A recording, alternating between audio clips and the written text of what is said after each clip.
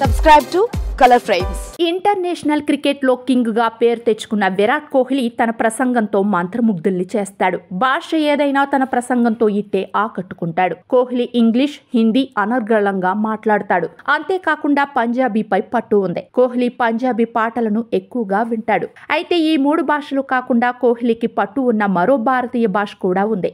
అదే కన్నడ. విరాట్ గత 18 ఏళ్లుగా ఆర్సీబీకి ప్రాతినిధ్యం వహిస్తున్నాడు. ఆర్సీబీ అంటే బెంగుళూరు మాతృభాష కన్నడ. తాను ప్రాతినిధ్యం వహిస్తున్న జట్టుని ఎంతగా అయితే ప్రేమిస్తాడో అక్కడ మాట్లాడే భాషను కూడా అంతే అభిమానిస్తాడు. ఈ నేపథ్యంలో కోహ్లీ కన్నడపై పట్టు సాధించాడు.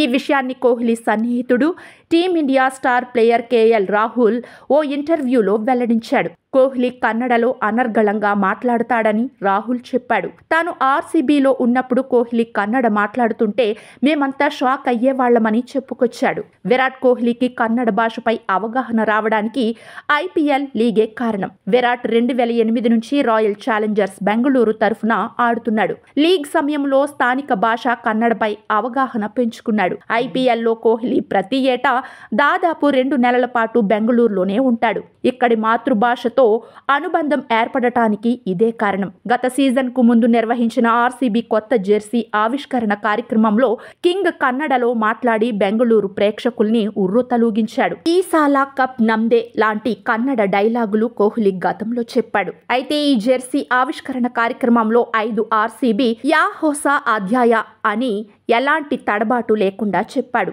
దీనర్థం ఆర్సీబీకి కొత్త చాప్టర్ మొదలైంది అని. విరాట్ డైలాగ్ వినగానే స్టేడియంలోని అభిమానులు సంతోషంతో ఊగిపోయారు. క్లాప్స్ కొడుతూ విరాట్ ను మరింత ఉత్సాహపరిచారు. కోహ్లీ కన్నడలో మాట్లాడిన వీడియో అప్పట్లో నెట్టింట వైరల్ అయింది. వీడియో మీకు నచ్చినట్లయితే ప్లీజ్ లైక్ చేయండి, షేర్ చేయండి, కామెంట్ చేయండి.